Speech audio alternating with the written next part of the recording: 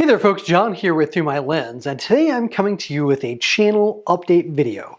Haven't really done one of those yet, so I thought now would be a good time. So again, today I'll be doing an update not only on all of my ThruMyLens social media platforms, to include the YouTube channel, Instagram, and of course the ThruMyLens website. But I'll also be discussing how the global COVID-19 pandemic has impacted both my EDC, my collecting, and also my social media outlets.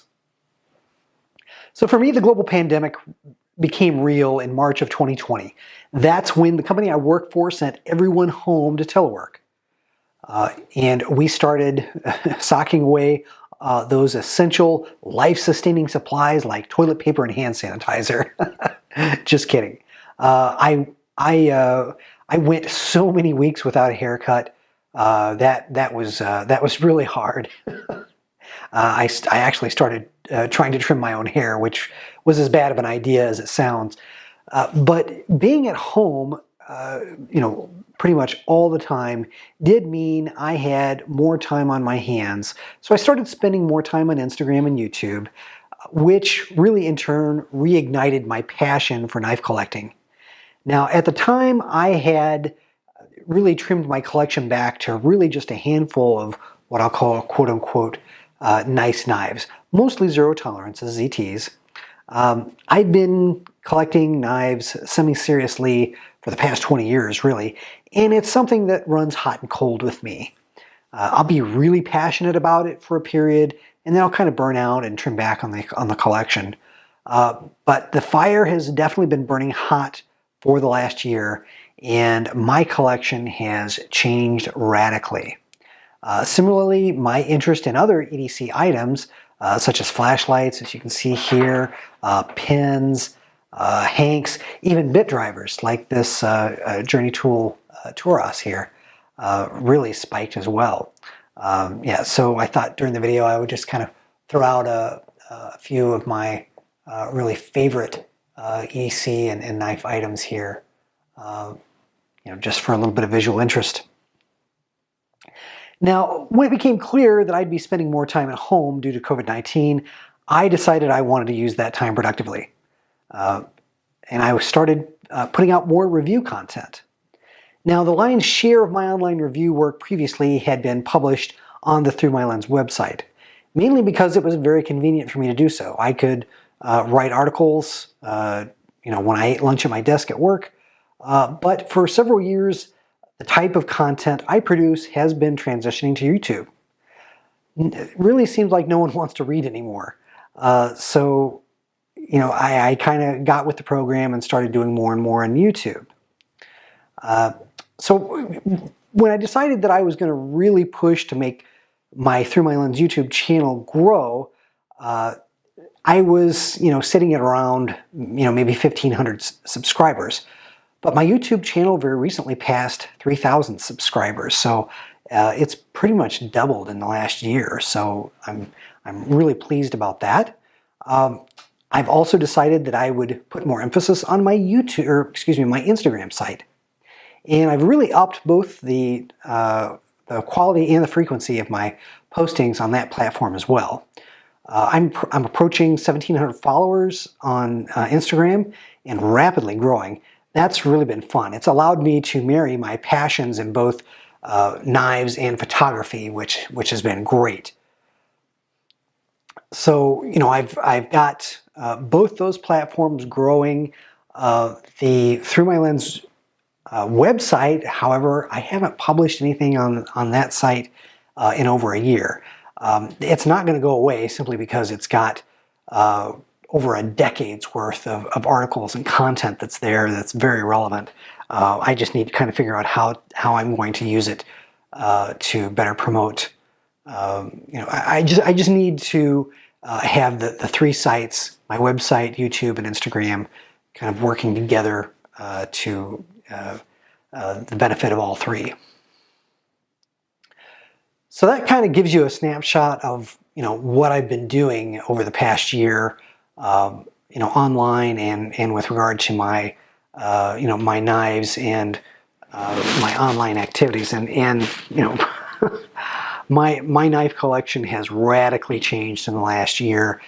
Something I've talked about with some of my knife collection updates. I did one, I think in December, January. So go check that out. It kind of talks about how my collection has really changed. So, where do I go from here? I honestly don't know the answer to that question. Now, the company that I work for is talking about bringing the workforce back into the office, at least part of the week. We may still do some part of the week teleworking and part of the week in office. I think that's probably going to happen after Memorial Day, so within the next couple of months, which I'm honestly looking forward to. I'm pretty sick of feeling like I'm trapped in my basement. So I probably won't have as much time to produce Instagram content, or maybe it will just be a little bit different.